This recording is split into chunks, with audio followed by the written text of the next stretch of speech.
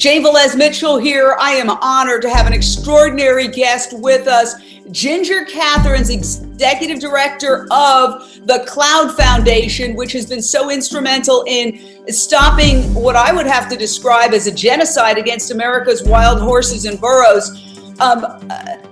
Ginger, you were actually in the room. You are on the National Wild Horse and Burro Advisory Board that voted to essentially kill 45,000 wild horses and burros rounded up by the U.S. government. You were the sole dissenting voice. First of all, you're my hero for that. What was it like to be in the room as the only dissenting voice, as all the other board members on the National Wild Horse and Burro Advisory Board voted to kill 45,000 wild horses and burros? It was shocking. I did not anticipate it. I didn't see it coming.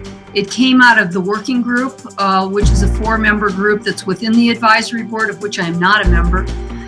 I believe that other members of the board did know that this was coming, but I certainly wasn't one of them, and that's not a surprise because I think the board is well aware that I'm the humane advocate on this board, and I take that very seriously. And obviously, the wild horses over the years, I consider them my friends, and I'm certainly not going to have them be sold without limitation, ending up at slaughter or killed by the BLM and disposed of. Well, first of all, I'd like to say that I believe there's a lie at the center of all of this. And even the New York Times was reporting it from the BLM's perspective, the Bureau of Land Management's perspective, namely that, there's just too many wild horses roaming the land. There used to be millions, and now it's down to something like, according to the New York Times anyway, 67,000. And they describe that as more than 2.5 times the level that should be. And essentially they're buying the story that the BLM is putting out, when in fact, the reason that they want to round up these animals is to clear the land so that the meat and dairy industry can have their cattle grazing the land, and they can use the taxpayer land to graze cattle that they're going to slaughter for profit. Ginger.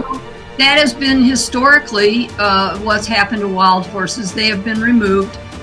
There are millions of head of livestock, cattle and sheep, and there are a few thousand wild horses on a small percentage of BLM lands where the majority of the land have livestock on it. So it's a classic fight between those that want control of our public lands and those of us who believe that the wildlife, including wild horses, should take precedence in this case. I mean, wild horses are only on a small percentage of BLM lands. On those lands, can't they be the principal users on their own lands? Do they have to be removed? And our main initiative is keeping them where they're safest. And they are safest when they're with their families on the land. And that's why we're supporting and really putting forth a big effort of on-the-range management, managing the horses there where they belong, not removing them.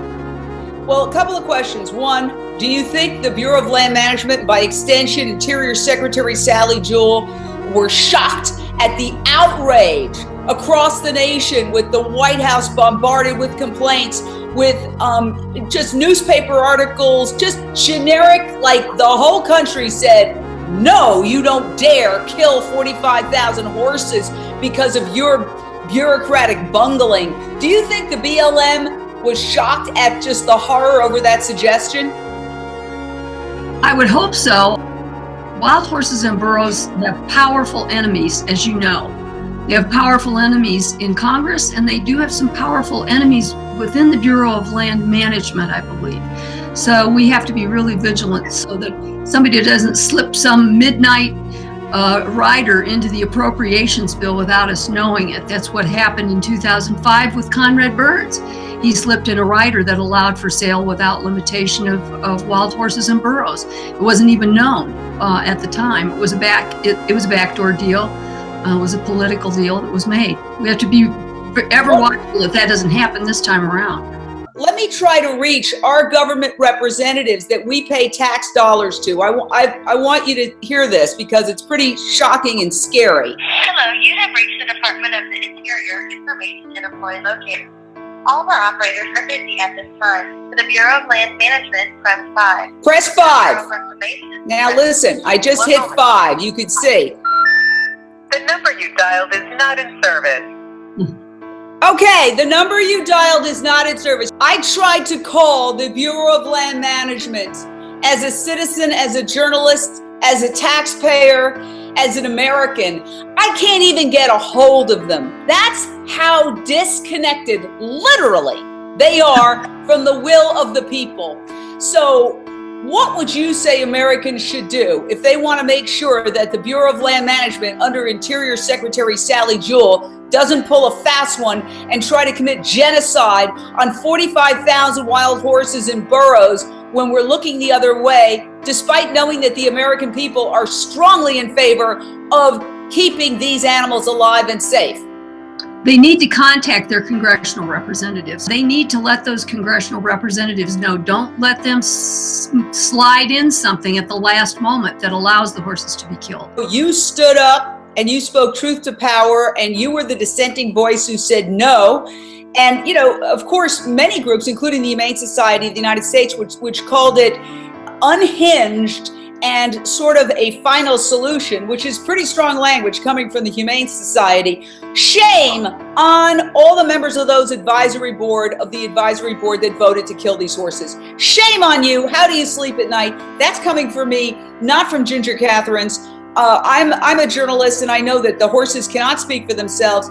You've lied as you've rounded them up. You've claimed that you're doing it because they're starving, and they're not. You terrify them with your helicopters, and it's all because you're completely beholden to the agricultural industry and the meat industry, the cattle industry, the fracking industry, and all the other industries that want that land for their own greed.